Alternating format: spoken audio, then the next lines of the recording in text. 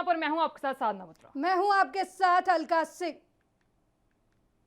तो बुलेटिन की शुरुआत इस वक्त की बड़ी और अहम खबर के साथ कर लेते हैं। आपको बता दें कि यहाँ अरविंद केजरीवाल पीड़ित के परिवार से मिलने पहुंचे और दिल्ली में 9 साल की बच्ची की संदिग्ध हालत में हुई मौत का जो मामला है वो गर्माता जा रहा है। पीड़ित परिवार की ओर से इंसाफ की गुहार लगाई जा रही है। बुधवार को दिल्ली के मुख्यमंत्री अरविंद केजरीवाल जब पीड़ित परिवार से मिलने पहुंचे तो उन्हें विरोध का सामना करना पड़ा। यहाँ पर कुछ लोगों ने अरविंद केजरीवाल का विरोध किया। हालांकि बाद में मुख्यमंत्री वहां मौजूद मंच पर जरूर पहुंच पाए, लेकिन यहाँ मंच से गिर गए और बाद में उन्हें सुरक्षा कर्मियों ने संभाला। इसके बाद अरविंद केजरीवाल गाड़ी में बैठकर रवाना हो गए। विरोध के बाद अरविंद केजरीवाल ने बुधवार को ही पीड़ित परिवार से मुलाकात की। वहीं मुलाकात के बाद जब वो मंच पर चढ़े तभी उन्हें वहां भीड़ होने के कारण धक्का लगा और वो वापस चले गए। बता दें कि दिल्ली सरकार की ओर से अब पीड़ित परिवार को 10 लाख रुपए की आर्थिक सहायता देने का ऐलान किया गया है। साथ ही इस मामले की अब मजिस्ट्रेट जांच कार्रवाई की जाएगी।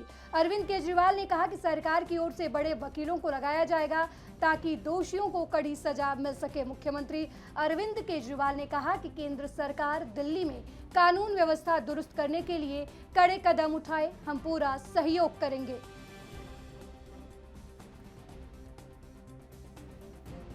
हमारी 9 साल की बेटी के साथ जो हादसा हुआ, उसके साथ गलत काम होके और उसका कत्ल कर दिया गया, ये बेहद दुखद बात है।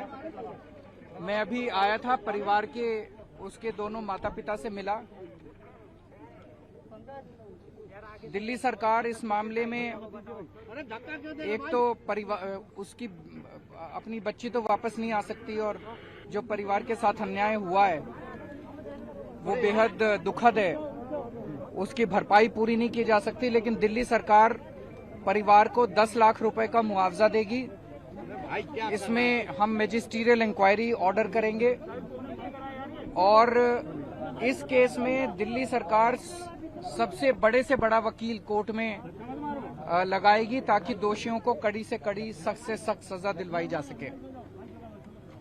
दूसरा, अपने दिल्ली में कानून व्यवस्था को ठीक करने की बहुत जरूरत है।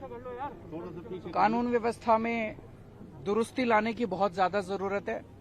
मेरी केंद्र सरकार से अपील है कि इस बारे में ठोस कदम उठाए जाएं और हम अपनी तरफ से उसमें पूरा सहयोग करेंगे। जो भी केंद्र सरकार हमसे कहेगी हम वो पूरा सहयोग करेंगे।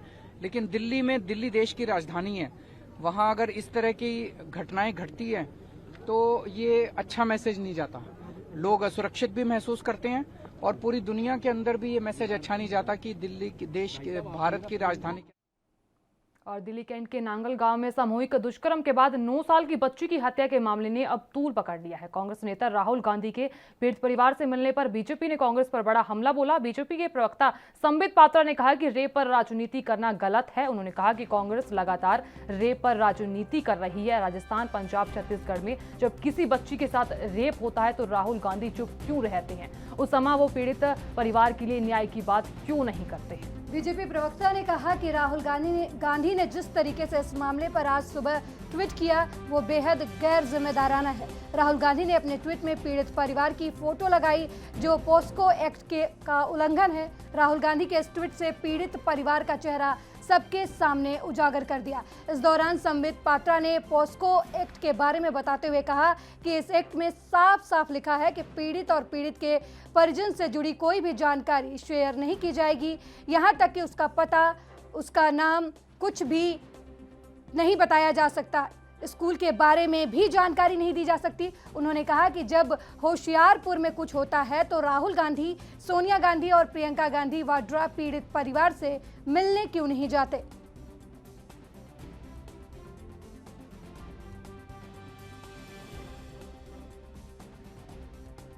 बलात्कार या रेप एक बहुत ही दुखद घटना होती है, बहुत अनफॉर्चुनेट होता है। जितनी भी इसकी निंदा की जाए, जितनी इसकी भर्त्सना की जाए, उतना वो कम है। दिल्ली में नांगल राय में जिस प्रकार से एक नन्ही सी बच्ची के साथ दुष्कर्म हुआ है, हम सब उसकी घोर निंदा करते हैं और कानून व्यवस्था पूरी तरह से इस पर सजग होकर काम कर रही है। 4 से अधिक लोग गिरफ्तार हो गए हैं। एससी कमीशन भी 2 अगस्त को पीड़िता के घर गई थी। जॉइंट सीपी पुलिस भी पीड़िता के घर गए थे। इन सभी विषयों पर कानून अपना काम कर रही है और इसमें कोई दोमत नहीं है कि हिंदुस्तान का हर बच्चा चाहता है, प्रशासन चाहती है, सरकार चाहती है कि पीड़िता और पीड़िता के परिवार को न्याय मिले और न्याय अवश्य मिलेगा। रेप और बलात्कार में यदि राजनीति करने की कोशिश की जाए तो मैं कहूंगा ये राजनीति का सबसे न्यून स्तर होता है, सबसे निम्न या सबसे निचला स्तर होता है। हां, इसमें सिंपैथी, इसमें आप खड़े रहें, आप विषय को आगे बढ़ाएं, इसमें कोई आपत्ति नहीं है। मगर एक सिलेक्टिविज्म के साथ, एक चयनात्मक रूप से किसी राज्य के रेप के विषय में चिंता प्रकट करना और किसी राज्य के रेप के विषय में चिंता प्रकट न करना, यह देखते हुए कि किस राज्य में किसकी सरकार है, यह भी अपने आप में एक जघन्य अपराध है। रेप होता है, चाहे वो दिल्ली में हो, चाहे वो राजस्थान में हो, चाहे वो छत्तीसगढ़ में हो, चाहे वो महाराष्ट्र में हो। यदि इसमें किसी प्रकार की पार्थक्यता की जाए कि यह राज्य तो कांग्रेस शासित राज्य है, तो यहां के बलात्कार के विषय में, यहां के दलित उत्पीड़न के विषय में और यहां जो दलित बच्चियां हैं राजस्थान में, छत्तीसगढ़ में, महाराष्ट्र में, उनके विषय में हम किसी प्रकार से चिंता नहीं करेंगे और केवल दिल्ली या अन्य राज्यों के विषय में चिंता करेंगे, तो मन में तकलीफ होती है और कुछ सवाल भी मन में जगता है और उन्हीं सवालों को लेकर आज हम आपके समक्ष हाजिर हुए हैं। बंधुगण, कल भी राहुल गांधी ने ट्वीट किया, a Dalit's daughter is India's daughter. इसमें कोई दो मत नहीं है। दलित की बेटी हिंदुस्तान की बेटी है, उसको न्याय मिलना चाहिए। किंतु दलित की बेटी राजस्थान की, क्या वो हिंदुस्तान की बेटी नहीं है? दलित की बेटी छत्तीसगढ़ की, क्या वो हिंदुस्तान की बेटी नहीं है? पंजाब की होशियारपुर की टांडा गांव की दलित की बेटी जिसके साथ जघन्य अपराध होता है, क्या वो दलित की बेटी हिंदुस्तान? फिलहाल वक्त है एक छोटे से ब्रेक का। ब्रेक के बाद खबरों का सिलसिला लगातार जारी रहेगा। देखते रहिए ANB न्यूज।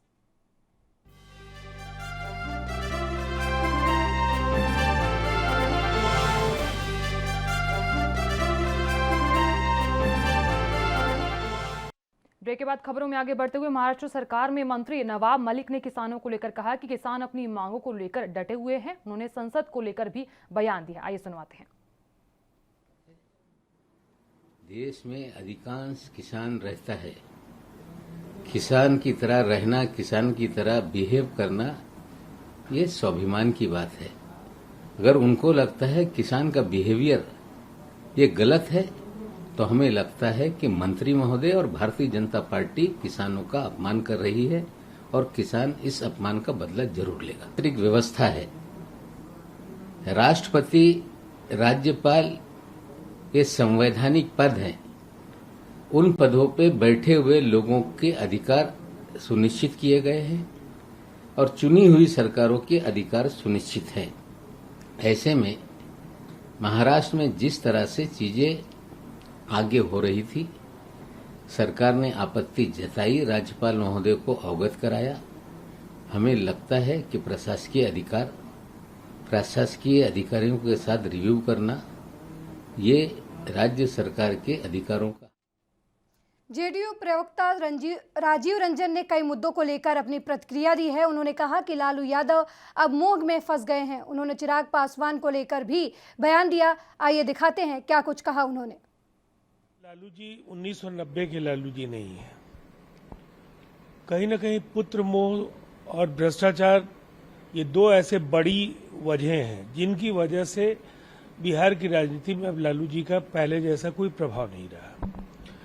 और कोई भी अलायंस जिसमें राष्ट्रीय जनता दल शामिल हो, मतों का प्रतिशत जो भी आ जाए, सत्ता तक पहुंचने के मंसूबे अगर लालू जी या उनकी पार्टी पालती है, तो बिहार की जनता 90 और 2005 के बीच का जो वो काला दौर है वो कभी नहीं भूल पाएगी। इसीलिए चाहे वो जिसको भी नेता मानते हो, जिन्हें सर्टिफिकेट दे रहे हो, या जिस तथाकथित तीसरे मोर्चे की बात कह रहे हो, जमीनी तौर पर बिहार में ये तमाम बातें अप्रासंगिक है। पॉलिटिकल पार्टी और हर राजनेता को अपने कार्यक्रम आयोजित करने का अधिकार है, लेकिन इतनी बात तय है कि जितना बड़ा आघात और जिस तरह की फूट एलजेपी में हुई है, कहीं ना कहीं चिराग पासवान खुद इसके लिए जवाबदेह हैं और जाने अनजाने में उन्होंने इसकी पटकथा खुद लिख दी थी। देखिए, उन्होंने यूनाइटेड फ्रंट की बात की और लालू जी ने तीसरे मोर्चे की बात कह दी, ओम प्रकाश चौटाला ने तीसरे मोर्चे की बात कह दी। अब ममता जी के मन में अगर कोई मोर्चा आएगा तो वो कहीं ना कहीं फेडरल फ्रंट की बात कह देंगी। ये जो कई तरह के फ्रंट्स हैं, इनका जो ये जंगल बन रहा है, इससे एनडीए को फिलहाल कोई खतरा नहीं है, इसलिए कि एनडीए को जिस तरह का नेतृत्व हासिल है वो कहीं ना कहीं आज वैश्विक स्वीकृति प्राप्त है और जिनके नेतृत्व में इस देश ने कामयाबियों के अनेक कीर्तिमान गढ़े हैं। इसलिए नरेंद्र मोदी जी का विकल्प न कांग्रेस के नेतृत्व में कोई मोर्चा कर सकता है और न ही कोई अन्य तीसरा या फेडरल। निसंदेह इस तरह से जो पृथकतावादी आंदोलन की योजना बना रहे लोग हैं उनको जरूर सदमा पहुंचेगा, लेकिन ये अफवाहों के बल पर सियासत करने वाले लोगों के लिए बिल्कुल ही एक माकूल जवाब इसे हम कह सकते हैं। जब किसी प्रदेश के विभाजन की कोई बात नहीं हो, फिर इस पर एक काल्पनिक तस्वीर खींचकर आंदोलन की सियासत, ये समझ से परे। फिलहाल वक्त है एक छोटे से ब्रेक का। ब्रेक के बाद जल्द हाजिर होंगे। देखते रहिए NB news.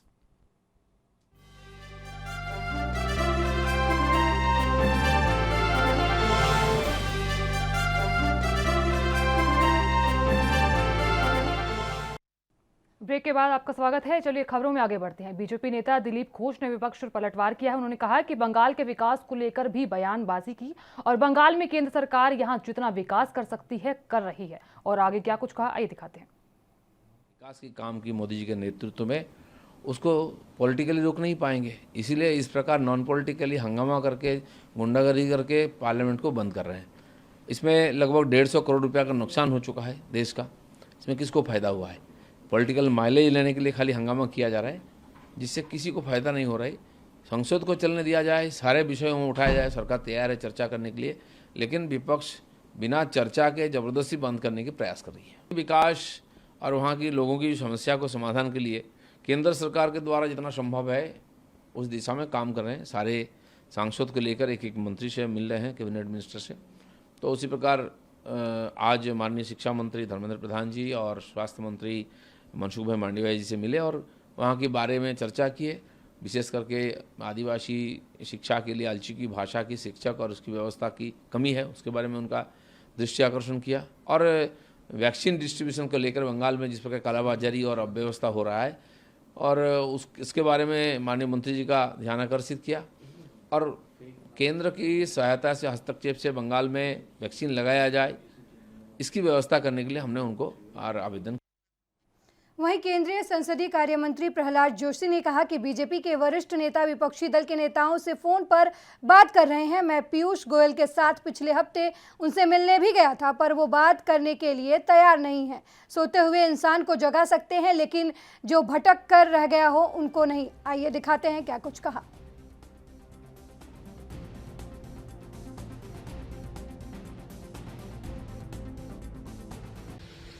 Especially this Derek O'Brien, who is making all these statements. What is happening in West Bengal? How many days they have called this session, and how they have treated opposition, how they have treated people.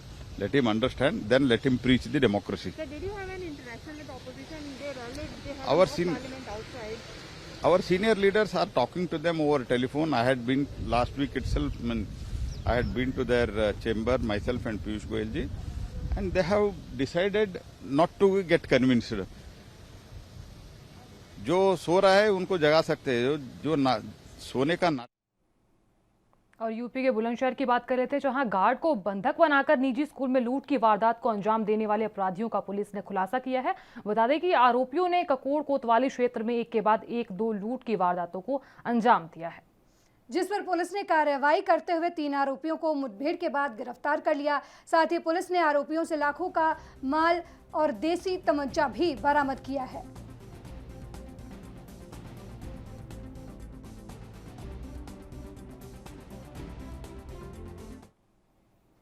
और उधर UP में बारिश का दौर लगातार जारी है, जिसके चलते जगह जगह जलभराव और नदियों के निकटवर्ती इलाकों में बाढ़ जैसे हालात बने हुए हैं। वहीं फारुखाबाद बदायूं मार्ग पर गांव चित्रकूट के पास डिपर 2 फीट पानी बह रहा है। आपको बता दें कि यहाँ दोपहिया वाहन चालकों को खासा परेशानियों का सामना करना पड़ा और इसी के साथ ही गंगा का जो जलस्तर है वो बुधवार को 137 मीटर पर स्थिर रहा। ये खतरे के निशान से 10 सेंटीमीटर दूर है। वहीं जनपद के 2 दर्जन से अधिक गांव बाढ़ की चपेट में आ चुके हैं। गौरतलब है कि सुबह गंगा में नौरारा बांध में 92,084 क्यूसेक पानी छोड़ा गया। बिजनौर से 64,074 क्यूसेक पानी छोड़ा गया। हरिद्वार से 81,229 क्यूसेक पानी छोड़ा गया, जिससे बुधवार को गंगा का जलस्तर और बढ़ने की आशंका जताई जा रही है।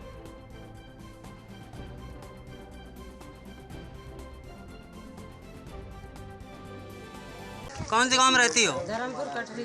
क्या समस्या, कितने दिनों से आपके गांव में बाढ़ आई? आपके घर 1 महीने से पानी भरा हुआ है। ना तो प्रधान सुने, ना सेक्रेटरी सुने, ना नेकपाल सुने, शायद मीर, अब वो सुरेश चंद है वो भी नहीं सुनते हैं। आए थे एक बार, कहते कुछ नहीं है तुम्हारे गांव। इस गांव में कितने मकान बने हुए हैं, कितनी मड़ैया पड़ी हुई हैं? कुछ तो विकास बने हुए हैं, बहुत सी मंडियाँ पड़ी हुई हैं। लगभग कितने मकान होंगे पूरी गांव में? लगभग कितनी गांव में कितनी आबादी होगी? 200 बने हुए तो हैं। 200 घरों सब में पानी भरा है? हाँ, सब में पानी भरा हुआ है। अच्छा, अभी जिले का कोई वरिष्ठ अधिकारी मौके पे आया आज तक? नहीं, कोई आज तक विधायक सांसद आए ना वो देखो रे मेजर आए, मतलब ना मेजर आए ना वो सांसद आए, यहाँ अधिकारी कोई बच्चा ही नहीं आया। तो इसीलिए आज आप लोग, तहसीलदार आए ना कहानी कोई आए, इसीलिए आज आप लोग घर छोड़ने को मजबूर हो? इसीलिए हम लोग घर छोड़ने के लिए मजबूर हैं भैया। जाए तो जहाँ कहाँ जाए पानी। और वहीं यूपी के औरंगाबाद क्षेत्र के प्राथमिक विद्यालय में पेयजल की दीवार गिरने से एक छात्रा की दर्दनाक मौत हो गई और बुधवार सुबह औरंगाबाद थाना क्षेत्र के गांव मूड़ी बगापुर निवासी कक्षा 8 की जो छात्रा है वो भावना गांव में बने प्राथमिक विद्यालय परिसर के पानी पीने के लिए गई हुई थी। उसी दौरान अचानक पेयजल की दीवार भावना के ऊपर आकर गिर गई। चीख पुकार सुनकर ग्रामीण इकट्ठा हुए और छात्रा को अस्पताल में भर्ती करवाया, जहां पर डॉक्टरों ने छात्रा को मृत घोषित कर दिया। बताया जा रहा है कि पेयजल की दीवार 4 से 5 महीने पहले ही बनी थी।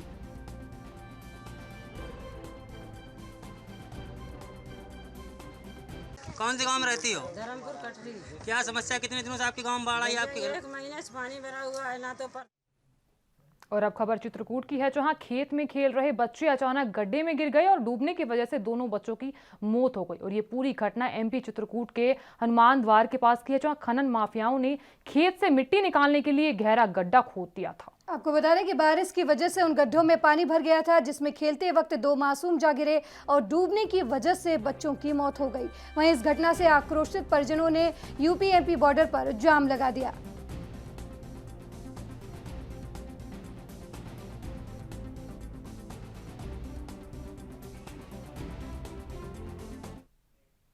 और यूपी के मुरादाबाद जिले के मुंडा पांडे थाना क्षेत्र के लखनऊ NH 24 पर 70 दिनों से धरने पर बैठे किसान यूनियन के कार्यकर्ता नए कृषि कानूनों को वापस लेने की मांग कर रहे हैं। किसानों की मांग ये है कि सरकार नए कृषि कानून वापस ले ले और MSP पर कानून बनाए। किसानों का साफ तौर पर कहना है कि उनका धरना समाप्त तब होगा जब सरकार इन नए कृषि कानूनों को वापस लेगी, और सरकार यदि नए कृषि कानूनों को वापस नहीं लेती है तो टोल प्लाजा पर धरना जारी रहेगा।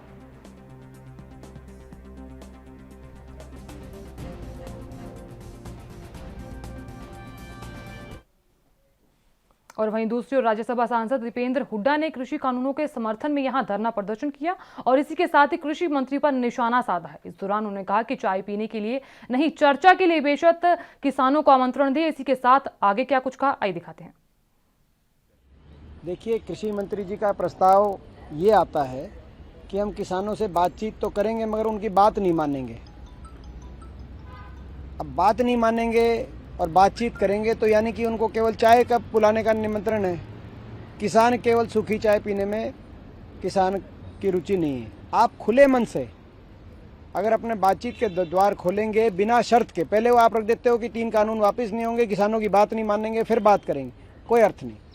आप खुले मन से निमंत्रण दिए तो मुझे पूरा विश्वास है कि किसान भी बातचीत के लिए आगे आएंगे और खुले मन से तीनों कानूनों की वापसी का मन बनाकर आप सदन में चर्चा कराएं तो विपक्ष भी उसमें शामिल होगा। अगर सरकार राजहट पे अहंकार और घमंड में इतनी इस कदर कायम है कि सरकार एक ही चश्मे से विपक्ष को और किसान को देखती है, विपक्ष और किसान की दोनों की आवाज दबाने की, कुचलने की कोशिश। और यहाँ लेंगे छोटे से ब्रेक, जल्द हाजिर होंगे।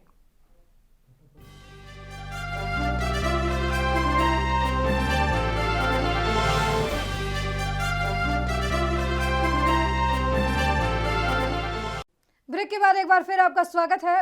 रुक करते हैं खबरों का। यूपी के ललितपुर जिले के ब्लॉक बिरधा में ग्राम रमपुरा, जो कि ब्लॉक मुख्यालय के मात्र 6 किलोमीटर दूरी पर स्थित है, जिसके बावजूद भी रमपुरा के लोग आज भी पुराने समय में जीवन यापन कर रहे हैं। यहाँ ना तो पक्की सड़क है और ना ही बिजली। रमपुरा के लोगों को बारिश के मौसम में तीमारदारों को दवाई के लिए ट्रैक्टर से ले जाना पड़ता है। जब से देश आज़ाद हुआ है तब से लेकर अब तक पक्की सड़क नहीं बनी है। ये गाँव जाखलौन जिला पंचायत क्षेत्र में आता है, जिसके बावजूद भी कोई नेता सुनने को तैयार नहीं है।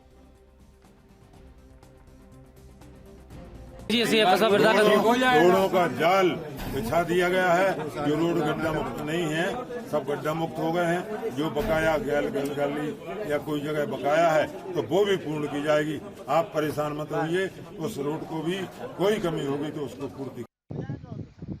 आपका नाम? हमारा नाम भरत सिंह राजपूत, ग्राम पंचायत करमरा, ग्राम मंगरपुर, मजरा, रमपुरा, ब्लॉक बिरधा, जिला ललितपुर, उत्तर प्रदेश। हमारे यहाँ अभी एक ट्रैक्टर गया था तो उसमें एक धनीराम नाम बच्चे का और उनके पिताजी का नाम किशन सिंह राजपूत जे पाली स्वास्थ्य केंद्र दवा कराने गया है। हमारे यहाँ अभी तक ना तो रोड हुआ है, 74 वर्ष हो गए हैं। रोड के अलावा एक चीज़ और है, एक्चुअली कोई बीमार पड़ जाए तो हम लोगों को या तो चारपाई पे लेकर जाना पड़ता है या हम लोगों को ट्रैक्टर से दबा के ले जाना पड़ता है। ना कोई स्वास्थ्य सेवाएं मिल पा रही हैं, ना बच्चे पढ़ने जा पा रहे हैं, ना कुछ सरकार की मूलभूत सुविधाएं मिल पा रही हैं। कोई गर्भवती महिला है तो लोग यहाँ इतने परेशान हैं कि बता नहीं सकते। हम मान के चलो सरकार से मांग रखते हैं कि हमारे यहाँ जल्द से जल्द रोड बनाया जाए। प्रधानमंत्री ग्राम सड़क योजना के नाम से बिरधा से सीधा पाली 8 किलोमीटर दूर है, यहाँ से ललितपुर 28 किलोमीटर दूर है। लेकिन हमारे यहाँ भी पिछली बार भी हम लोगों ने यहाँ बीमार पड़ गए थे, चारपाई पे लेके गए थे, लेकिन कोई सुनने वाला नहीं है। मान के चलो एडीएम साहब ने भी कह दिया था कि रोड हम आपका जल्दी डलवा जाएँ। हम लोग कई बार ज्ञापन दे चुके, लेकिन कोई सुनने वाला है नहीं। और पिछले दिनों हुई बरसात का जो पानी है वो पंजाब के बांसा के गांव बनावाली, भैणीवाल, पैरों, धींगड़ और चौहालावाली के कुछ किसानों के लिए आफत बनकर आया है कि इन गांवों की सैकड़ों एकड़ जमीन बरसात के पानी में डूबकर बर्बादी की कगार पर पहुंच गई है। पीड़ित किसानों ने बताया कि हमारे गाँव में नरमे की जो खेती है वो ज्यादा होती है और पिछले दिनों हुई बरसात के कारण खेतों में पानी जमा होने से किसानों की नरमा और धान की फसल पूरी तरह से बर्बाद हो चुकी है। उन्होंने कहा कि कई दिन बीत जाने के बाद भी जिला प्रशासन का कोई भी नुमाइंदा हमारे खेतों का मुआयना करने नहीं आया। उन्होंने कहा कि फसल बुआई का समय निकल जाने के कारण अब किसान दोबारा फसल की बुआई नहीं कर सकते, इसलिए प्रशासन और सरकार तुरंत गिरदावरी करवाने के बाद किसानों को खराब हुई फसलों का मुआवजा दे।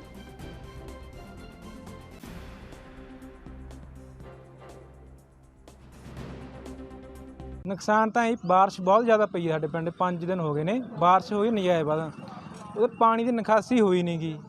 ना निकासी होने कारण साडे जिहड़ा रकबा ज़्यादा नरमे दा गा, नरमे दा मान लो 700-600 किलो साडा लगभग खत्म हो चुका है। तुसीं देख सकते हो भी कोई बुझा भी हरा नहीं दिस रहा। नाल फसल के नाल साडे घरां दा भी बहुत नुकसान आ। इस प्रशासन की असीं एक गल देखते हैं जी, हजे 6 दिन हो चुके हैं मींह पे नूं, हजे तक साडे पिंड दा गेड़ा तक नहीं मारिया गया है।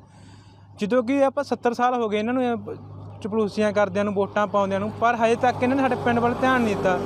ਇਹਦੇ ਕਾਰਨ ਅਸੀਂ ਜਥੇਬੰਦੀ ਵੱਲੋਂ ਨਾਲੇ ਪਿੰਡ ਵੱਲੋਂ ਸਾਰੇ ਨਗਰ ਵੱਲੋਂ ਅੱਜ ਮੰਗ ਪੱਤਰ ਡੀਸੀ ਸਾਹਿਬ ਨੂੰ ਦੇਣ ਚੱਲੇ ਆਂਗੇ। ਸਾਰਾ ਸਮੂਹ ਨਗਰ ਸਾਡਾ, ਕਿਉਂਕਿ ਸਾਡੀ ਹਜੇ ਤੱਕ ਹੀ ਸੁਣਵਾਈ ਨਹੀਂ ਹੋਈ, ਬਿਲਕੁਲ ਵੀ ਕੋਈ ਨਹੀਂ ਆਇਆ। ਇਹ ਮੰਗ ਪੱਤਰ ਹੁਣ ਅਸੀਂ ਦੇਣ ਜਾ ਰਹੇ ਹਾਂਗੇ, ਮਾਨਸਾ ਜਾ ਰਹੇ ਹਾਂਗੇ। ਸਾਡੇ ਨਾਲ ਢਿੰਗੜ ਦੇ, ਪੇਰੋਂ ਦੇ, ਚਹਿਰਾਂ ਦੇ ਇਹ ਵੀ ਪਿੰਡ ਜੁੜੇ ਹੋਏ ਨੇ। ਸਾਡੇ 5-6 ਪਿੰਡਾਂ 'ਚ ਨਰਮੇ ਦੀ ਫਸਲ ਬਿਲਕੁਲ ਤਬਾਹ ਹੋ ਚੁੱਕੀ ਆ, ਜਿੱਥੇ ਕੱਖ ਵੀ ਨਹੀਂ ਛੱਡਿਆ ਜੀ। ਪ੍ਰਸ਼ਾਸਨ ਨੂੰ ਅਸੀਂ ਇਹ ਕਹਿਣਾ ਚਾਹੁੰਦੇ ਹਾਂ ਵੀ ਸਾਡੀ ਜਿਹੜੀ ਫਸਲ ਮਰੀ ਹੋਈ ਹੈ, ਬਹੁਤ ਜ਼ਿਆਦਾ ਨੁਕਸਾਨ ਹੋਇਆ ਹੈਗਾ। ਸਾਨੂੰ ਛੇਤੀ ਤੋਂ ਛੇਤੀ ਇਹਦੀ ਗਰਦੌਰੀ ਕੀਤੀ ਜਾਵੇ, ਪ੍ਰਸ਼ਾਸਨ ਦੀ ਜ਼ਿੰਮੇਵਾਰੀ ਹੈ। ਪਹਿਲਾਂ ਕਈ ਵਾਰੀ ਇੱਥੇ ਬਹਿਣੀਵਾਲ ਦੇ ਵਿੱਚ ਕਈ ਪਿੰਡਾਂ ਦੇ ਵਿੱਚ ਬਹੁਤ ਭਾਰੀ ਨੁਕਸਾਨ ਹੋਇਆ ਸੀ, ਪਰ ਉਦੋਂ ਇਸ ਪਿੰਡ ਨੂੰ ਕੋਈ ਮੁਆਵਜ਼ਾ ਨਹੀਂ ਮਿਲਿਆ ਤੇ ਨਾ ਕਿਸੇ ਨੇ ਗਰਦੌਰੀ ਕੀਤੀ ਹੈ। ਸਾਡੀ ਇਹ ਮੰਗ ਹੈਗੀ ਭਾਰਤੀ ਕਿਸਾਨ ਯੂਨੀਅਨ ਕਾਦੀਆਂ ਵੱਲੋਂ ਤੇ ਸਾਰੇ ਜਿੰਨੇ ਮੇਰੇ ਕਿਸਾਨ ਵੀਰ ਹੋਰ ਬੈਠੇ ਪਿੰਡਾਂ 'ਚ ਨੁਕਸਾਨ ਹੋਇਆ ਹੈਗਾ, ਉਹਨਾਂ ਦੀ ਛੇਤੀ ਤੋਂ ਛੇਤੀ ਗਰਦੌਰੀ ਕੀਤੀ ਜਾਵੇ ਤੇ ਬਣਦਾ ਹੋਇਆ ਸਾਨੂੰ ਮੁਆਵਜ਼ਾ ਦਿੱਤਾ ਜਾਵੇ। ਪੇਰੋਂ, ਚਹਿਲਾਂ ਵਾਲਾ, ਢਿੰਗੜ, ਬਹਿਣੀਵਾਲ ਕਿ ਹੋਰ ਵੀ ਨੇੜੇ ਜਿਵੇਂ ਜਗ੍ਹਾ ਰਾਮ ਤੀਰਥ ਦੇ ਨਾ ਪਿੰਡਾਂ ਦੇ ਵਿੱਚ ਅਸੀਂ ਨਰਮਾ ਜ਼ਿਆਦਾ ਸਾਡੇ ਕਾਸ਼ਤ ਨਰਮੇ ਦੀ ਹੁੰਦੀ ਹੈ ਤੇ ਪਾਣੀ ਮਾੜੇ ਕਾਰਨ ਝੋਨਾ ਵਗੈਰਾ ਤਾਂ ਲੱਗਦਾ ਨਹੀਂ। ਤੇ ਸਾਡੇ ਜਿਹੜੀ ਹੁਣ ਪਿਛਲੇ ਦਿਨੀ ਬਾਰਿਸ਼ ਹੋਈ ਹੈ 4-5 ਦਿਨ ਹੋ ਗਏ, ਉਹਦੇ ਨਾਲ ਜਿਹੜੀ ਨਰਮਾ, ਸਬਜ਼ੀਆਂ ਤੇ ਹਰੇ ਚਾਰੇ ਦੀ ਫਸਲ ਤਾਂ ਜਮਾ ਤਬਾਹੀ ਹੋ ਗਈ। ਤੇ ਜਿਹੜੇ ਵੀ ਕੁਝ ਗਰੀਬ ਘਰਾਂ ਦੇ ਜਾਂ ਹੋਰ ਵੀ ਜਿੰਨੇ ਮਕਾਨ ਸੀਗੇ, ਬਹੁਤ ਜ਼ਿਆਦਾ ਮਕਾਨਾਂ ਦਾ ਵੀ ਨੁਕਸਾਨ ਹੋਇਆ ਕਿ ਕਮਰੇ ਵੀ ਡਿੱਗੇ ਨੇ, ਕੰਧਾਂ ਵੀ ਡਿੱਗੀਆਂ ਨੇ। ਤੇ ਇਹ ਨਰਮੇ ਪੱਟੀ ਵਾਲਾ ਇਲਾਕਾ ਹੋਣ ਕਰਕੇ, ਪਾਣੀ ਮਾੜੇ ਹੋਣ ਕਰਕੇ ਸਾਡੇ ਪਿੰਡਾਂ 'ਚੋਂ ਪਾਣੀ ਦੀ ਨਿਕਾਸੀ ਕਿਸੇ ਪਾਸੇ ਹੁੰਦੀ ਨਹੀਂ। ਇਸ ਕਰਕੇ ਸਾਡੇ ਸਬਜ਼ੀਆਂ, हरा चारा ਤੇ जो भी। फिलहाल वक्त है एक छोटे से ब्रेक का। ब्रेक के बाद जल्द हाजिर होंगे। देखते रहिए ANB न्यूज़।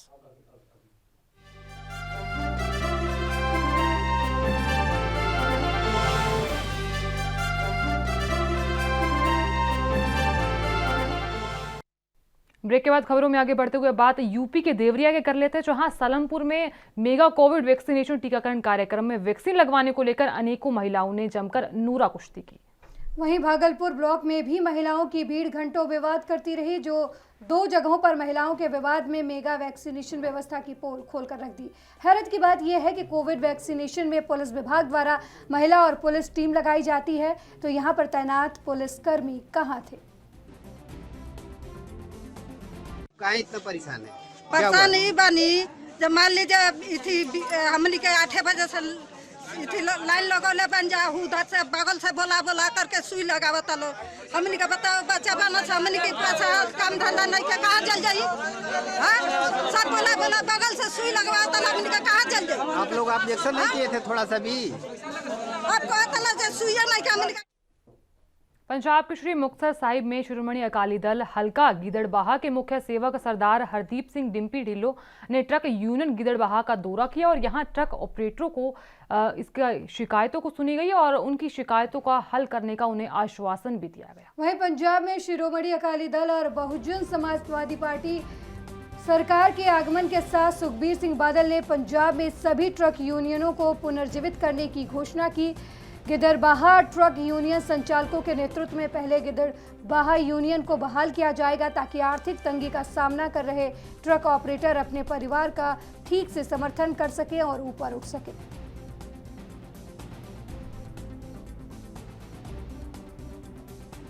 ਧੰਨਵਾਦ ਕਰਦਾ ਸਰਦਾਰ ਸੁਖਬੀਰ ਸਿੰਘ ਜੀ ਬਾਲ ਸਾਹਿਬ ਦਾ ਕਿ ਜਿਨ੍ਹਾਂ ਨੇ ਇਹ ਕਿਹਾ ਵੀ ਜੋ ਟਰੱਕ ਯੂਨੀਅਨ ਦੇ ਟਰੱਕ ਆਪਰੇਟਰਸ ਜਿਹੜੇ ਇੰਨੇ ਕੁ ਜ਼ਿਆਦੇ ਡਿਪਰੈਸ਼ਨ 'ਚ ਚਲੇ ਗਏ, ਇੰਨੇ ਕੁ ਜ਼ਿਆਦੇ ਘਾਟੇ 'ਚ ਚਲੇ ਗਏ ਕਿ ਉਹਨਾਂ ਨੂੰ ਰੋਜ਼ੀ ਰੋਟੀ ਦਾ ਬੜਾ ਮਤਲਬ ਕਿ ਅੱਜ ਦੀ ਦਿਹਾੜੀ ਮੁਸ਼ਕਲ ਹੋਇਆ ਪਿਆ। ਉਹਨਾਂ ਦੇ ਟਰੱਕ ਖੜ ਗਏ। 50% ਆਫ ਟਰੱਕਸ ਤਾਂ ਅੱਜ ਕੱਲ ਹਰੇਕ ਮੰਡੀਆਂ ਦੇ ਵਿੱਚ ਖੜ ਗਏ, ਸਿਰਫ 50% ਹੀ ਚੱਲਦੇ। ਉਹਨਾਂ ਨੇ ਇਹ ਅਨਾਉਂਸਮੈਂਟ ਕੀਤੀ ਹੈ ਵੀ ਅਸੀਂ ਟਰੱਕਾਂ ਬਾਰੇ ਵੀ ਸੋਚਾਂਗੇ, ਬਹਾਲ ਕਰਾਂਗੇ ਜਦੋਂ ਟਰੱਕ ਸ਼੍ਰੋਮਣੀ ਅਕਾਲੀ ਦਲ ਦੀ ਤੇ BSP ਦੀ ਸਰਕਾਰ ਬਣਦੀ।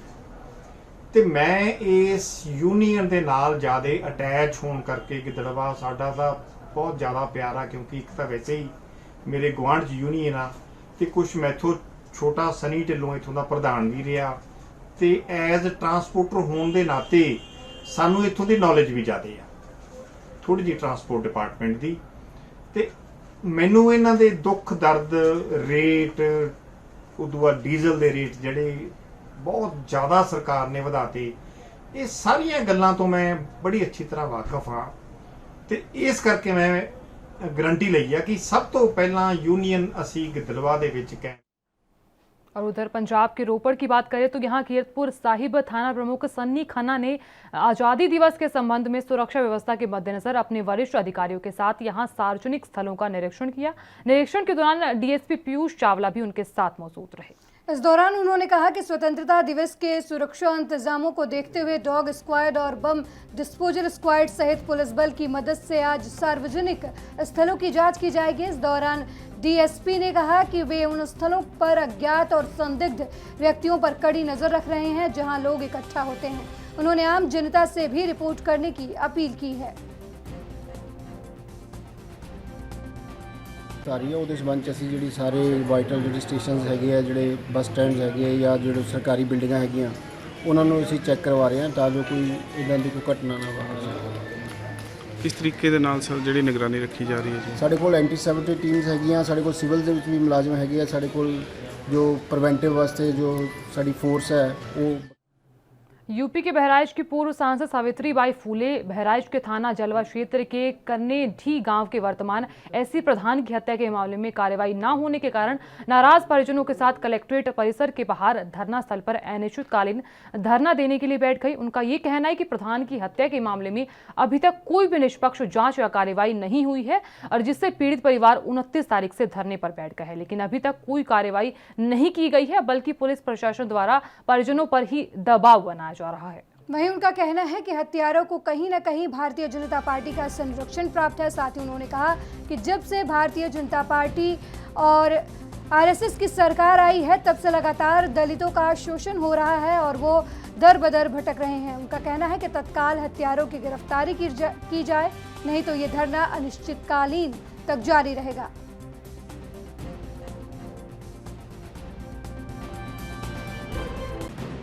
बीजेपी आरएसएस की सरकार जब से केंद्र और प्रदेश में बनी है तब से पूरे देश में हत्या, बलात्कार, बड़ी घटनाएं, जघन्य घटनाएं हमारे अनुसूचित जाति के ऊपर हो रहे हैं, जिसका जीता जागता प्रमाण बहराइच के करनिया ग्राम पंचायत के वर्तमान प्रधान जी की गोली मार करके हत्या कर दी गई और हत्या करने वाले लोगों के खिलाफ आज तक उनकी गिरफ्तारी नहीं की गई और उल्टा ही पुलिस प्रशासन द्वारा पीड़ित परिवार के लोगों को धमकाया जा रहा है, डराया जा रहा है और जिन लोगों ने हत्या किया है उनकी गिरफ्तारी अब तक नहीं की गई है।